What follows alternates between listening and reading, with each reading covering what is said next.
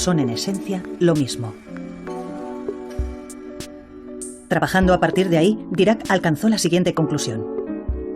Si había algo parecido a un mapa del universo, su belleza sería indudablemente perfecta, es decir, exhibiría diferentes tipos de simetría. Pero echemos otro vistazo a la ecuación de Schrödinger.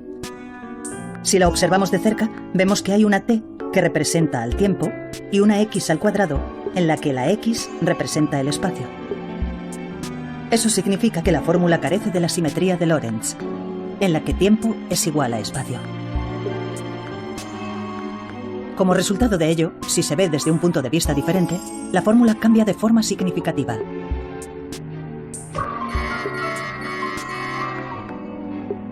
Y así, Dirac comenzó a trabajar en una fórmula que tendría todos los tipos de simetría.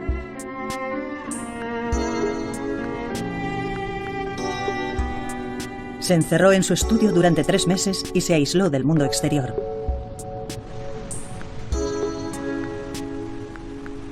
Sus sentimientos alternaban constantemente el júbilo y el miedo, aunque a menudo le invadía el pánico. Pero su lucha y su dedicación a la idea de la belleza al final dieron su fruto. Este es el ensayo que publicó en 1928. En él presentaba la ecuación de Dirac. Tiene una t y una x. Era una fórmula sencilla que poseía incluso la simetría de Lorentz. La ecuación era notablemente eficaz y lograba explicar con precisión las misteriosas propiedades de los electrones, incluyendo su movimiento y magnetismo. Era sensacional, maravillosa. Yo lloré.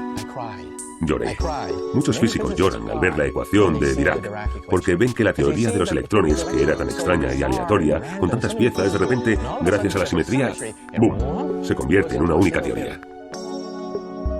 Y lo que es más, posteriormente se descubrió que la ecuación de Dirac también era aplicable a los neutrinos y los quarks que se descubrirían más adelante. Al incorporar todos los diferentes tipos de simetría, se había descubierto por fin una fórmula que explicaba perfectamente las propiedades de las partículas elementales. La ecuación de Dirac posee tremendas simetrías que anteriormente no eran tan obvias.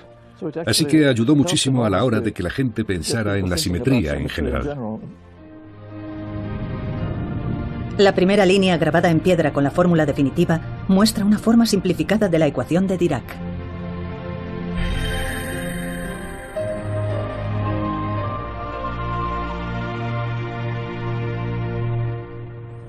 ¿De qué está hecho el mundo y qué fuerzas lo gobiernan? Los físicos se han esforzado por hallar una única fórmula que pueda responder esa pregunta. El siguiente desafío al que se enfrentaron fue encontrar fórmulas para las 3 fuerzas que unían a las partículas y las movían. Primero, abordaron la más conocida de las 3 fuerzas, la fuerza electromagnética. La fuerza electromagnética atrae a los electrones al núcleo, pero también une átomos para crear diversas sustancias.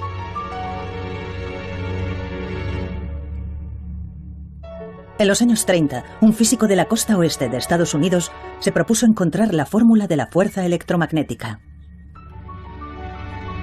Ese físico era Robert Oppenheimer, que más tarde sería conocido como el padre de la bomba atómica. Se había ganado un merecido reconocimiento en una amplia variedad de campos de investigación. Conocía todos los aspectos de la física. Tenía un poder asombroso para sintetizar y comprender lo que ocurre. Podemos describir el enfoque adoptado por Oppenheimer y sus coetáneos de la siguiente forma. Dirac había llegado anteriormente a su fórmula de las propiedades de las partículas elementales, incorporando la simetría de Lorentz al arsenal de un físico.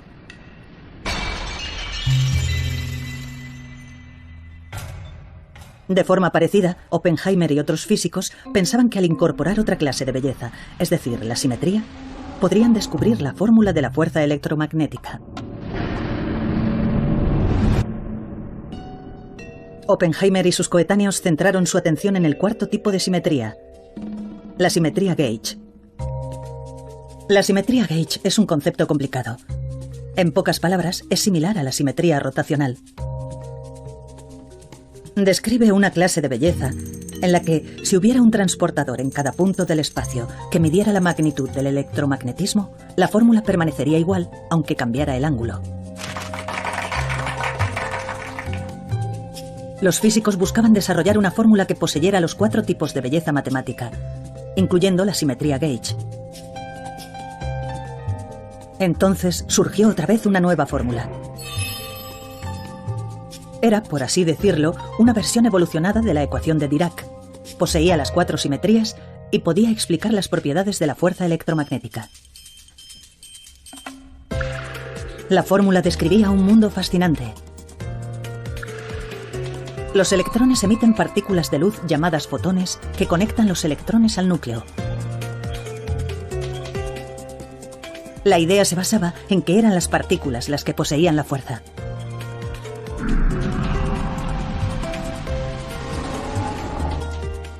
La fórmula que el nuevo tipo de simetría ayudó a crear explicaría el misterio de la composición del universo. Sin embargo, oculta yacía una verdad inesperada. Al descubrir que cierta cuantía física era calculada e infinita, todo dejó de tener sentido. Cuando se realizaron los cálculos, los resultados indicaban que la energía de los electrones era infinita, lo que significaba que la materia no podría existir.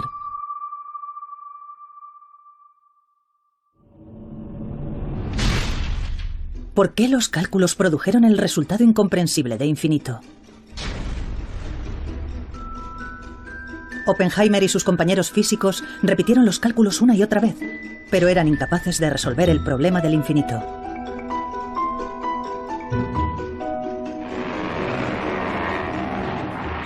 Entretanto, el mundo estaba sumido en el caos. En septiembre de 1939, Alemania invadió Polonia y comenzó la Segunda Guerra Mundial. Además, el físico estadounidense Enrico Fermi logró producir una reacción en cadena de fisión nuclear usando uranio. Este hecho dio lugar a que muchos físicos se involucraran en el desarrollo de la bomba atómica. Oppenheimer, el brillante físico de Estados Unidos, fue nombrado director del Proyecto Manhattan. Varios físicos se reunieron en Los Álamos, en el estado de Nuevo México.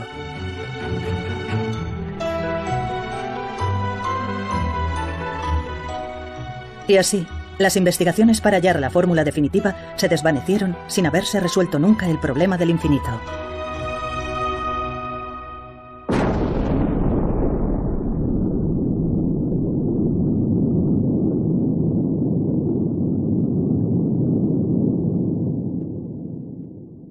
La bomba atómica mató a cientos de miles de personas. La prensa apodó a Oppenheimer padre de la bomba atómica. Y ya nunca volvería a la vanguardia de las investigaciones sobre la fuerza electromagnética.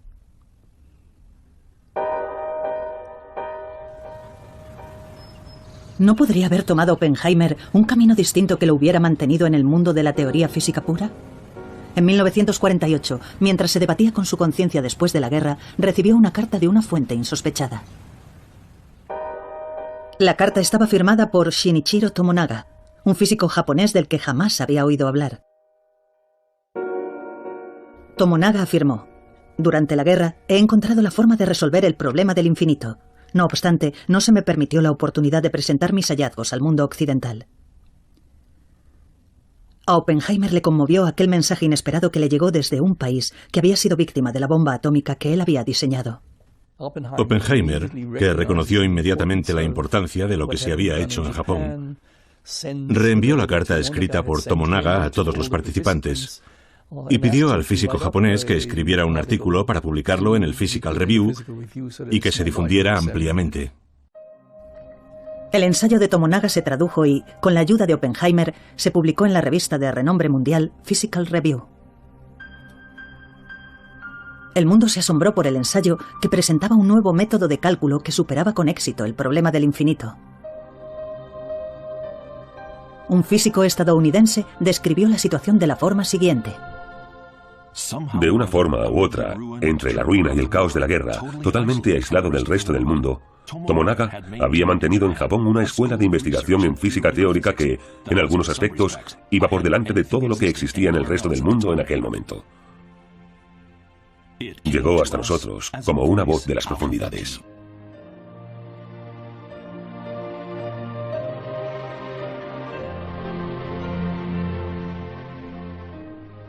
Casi al mismo tiempo, dos físicos estadounidenses presentaron una teoría equivalente a la de Tomonaga. En el ambiente de libertad posterior a la guerra, el problema del infinito se resolvió rápidamente. La fórmula desarrollada por Tomonaga y algunos otros físicos dio lugar a unos cálculos cuyos resultados coincidían con los hallazgos experimentales a un nivel asombroso. Un ejemplo de ello es la fuerza del magnetismo de los electrones. Esta es la figura producida por la fórmula que finalmente creó la búsqueda de la belleza. Coincide con la figura observada experimentalmente con una precisión de 10 decimales. Permaneciendo fiel a la belleza de la simetría, se puede crear la fórmula correcta. Este principio ideado por Dirac ayudó a descubrir la fórmula de la fuerza electromagnética.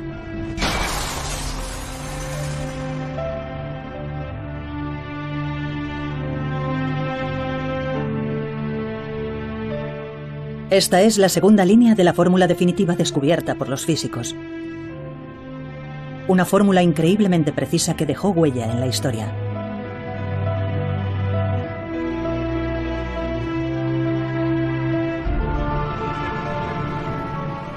Y así fue descubierta por fin la fórmula de la fuerza electromagnética.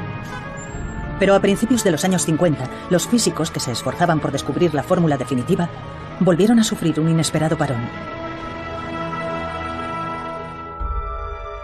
Atrapado en aquel nuevo contratiempo estaba Chen Ning-yang.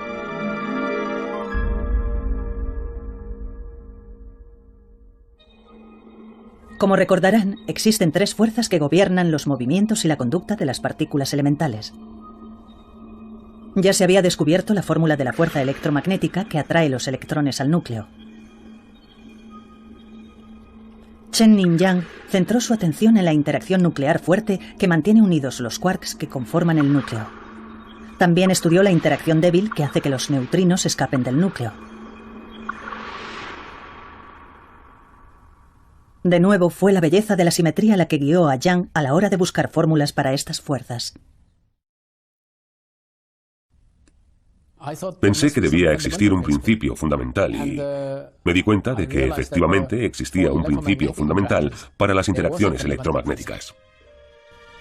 Yang decidió comprobar si podía encontrarse algo similar a la belleza de la simetría gauge dentro del núcleo. Su búsqueda dio lugar a un concepto desafiante incluso para los físicos más experimentados y que es conocido como simetría gauge no conmutativa. En 1954, Yang y su colega Mills publicaron su trabajo de investigación. Incorporando un nuevo tipo de simetría gauge, lograron desarrollar una fórmula para la fuerza existente entre partículas.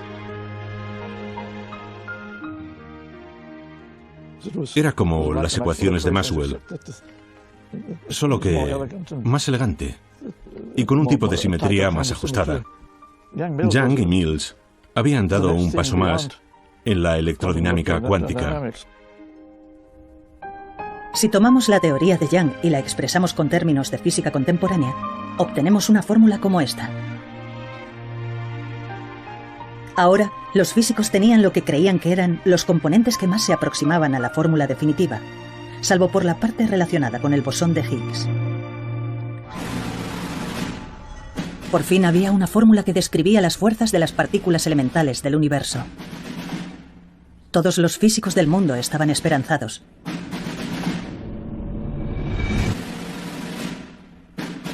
Pero les esperaba otra sorpresa.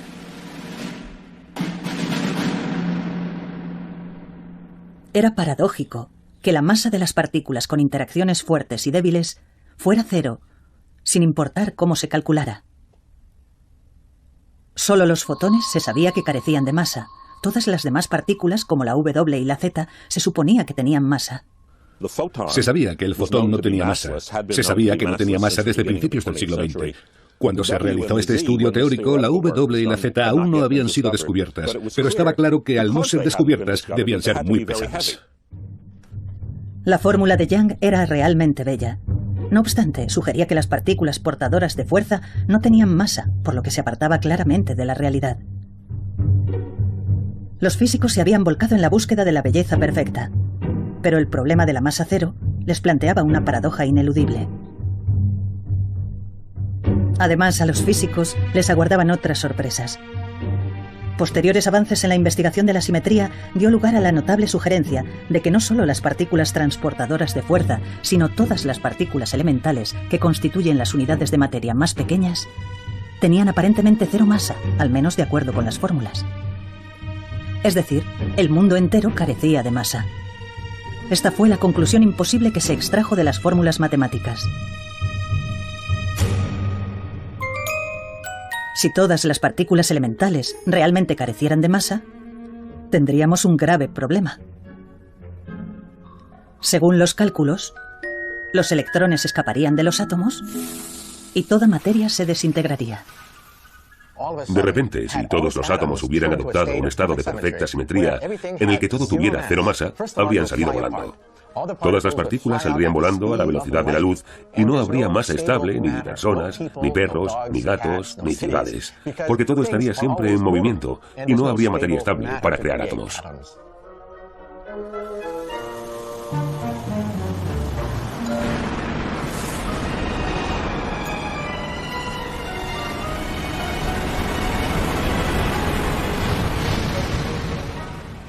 Vaya, las cosas se estaban poniendo serias.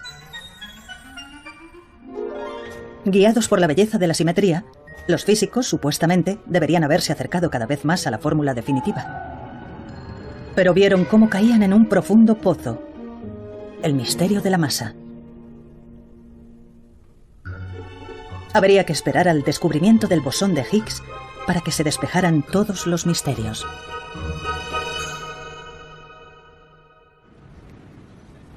¿Cómo afrontar el misterio de la masa que había surgido súbitamente? En los años 60, en Chicago, en Estados Unidos, surgió un tipo de físico completamente nuevo. Se llamaba Yoichiro Nambu y había nacido en Japón. La gente decía de él: Nambu puede ver el futuro. Este físico inconformista consiguió resolver la gran paradoja de masa igual a cero en presencia de belleza matemática. A principios de los años 60, lo que a Nambu realmente más le interesaba era este fenómeno. Exacto. Es el problema del lápiz que se cae que vimos anteriormente. Que un lápiz se caiga nos puede parecer insignificante. Pero fue precisamente este fenómeno lo que ayudaría a Nambu a solucionar el problema de la masa cero. Podemos contemplarlo de esta forma. Digamos que hubiera un plano de un lápiz que se sostiene de pie. El plano nos dice que coloquemos el lápiz verticalmente para lo que es preciso, simetría rotacional. ¿Qué pasa si hacemos lo que dice el plano y tratamos de colocar el lápiz de pie?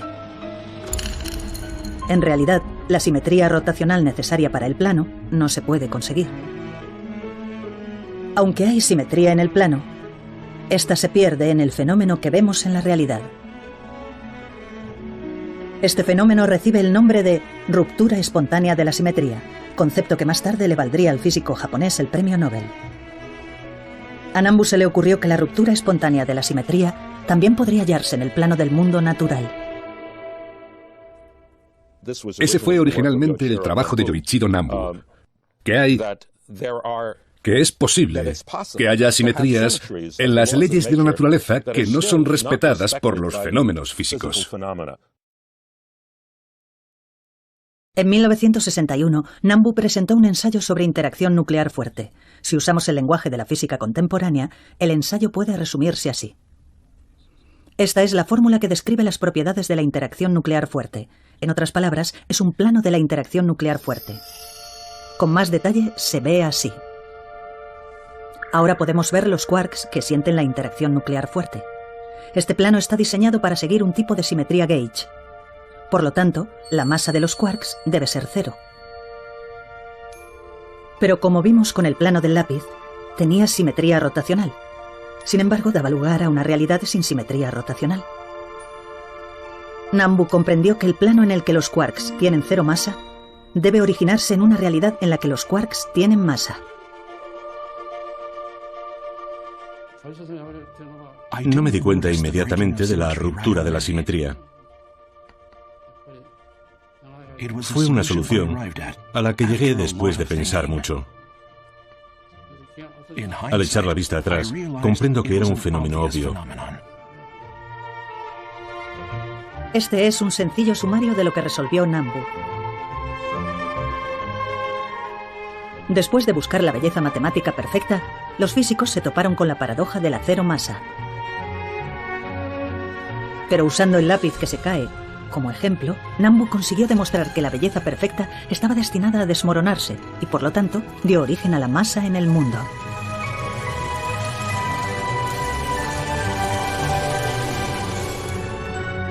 El hecho cotidiano del lápiz que se cae dio paso al concepto de ruptura espontánea de la simetría. Era un importantísimo descubrimiento que nadie pudo predecir.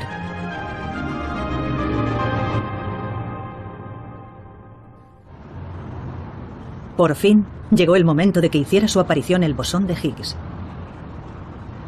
Siguiendo la estela del concepto de Nambu, que explicaba la masa de los quarks, los físicos tenían ahora que atribuir masa a electrones, neutrinos y partículas de interacción débil.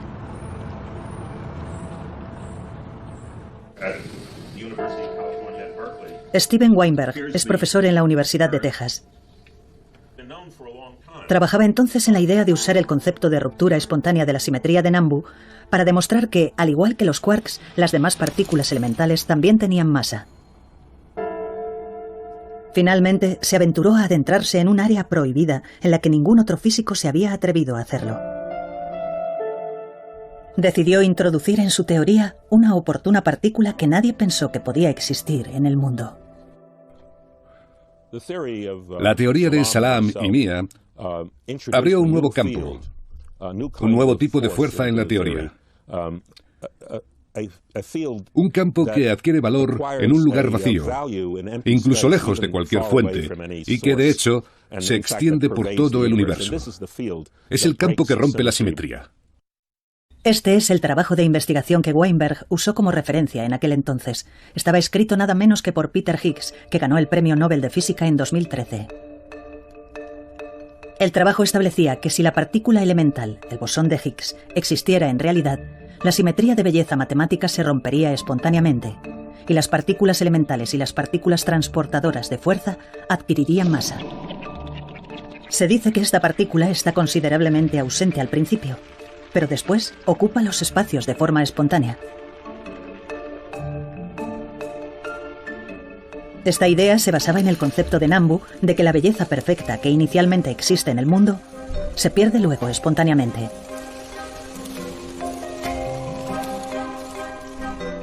Según Weinberg, las partículas como los electrones son bloqueados por los bosones de Higgs y les resulta más difícil moverse. De hecho, esta dificultad para moverse es la que sentimos como masa.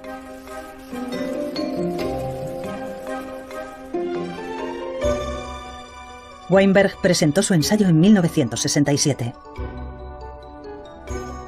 En su ensayo, Weinberg logró atribuir masa a electrones y partículas de interacción débil usando la idea del bosón de Higgs.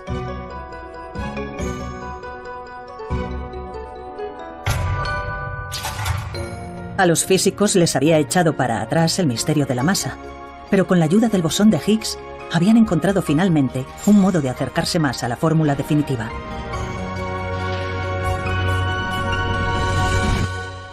Sin embargo, la teoría de Weinberg se recibió con escepticismo en su momento. Muchos físicos no podían quitarse de encima la sensación de que la existencia del bosón de Higgs era demasiado oportuna. No es bonito.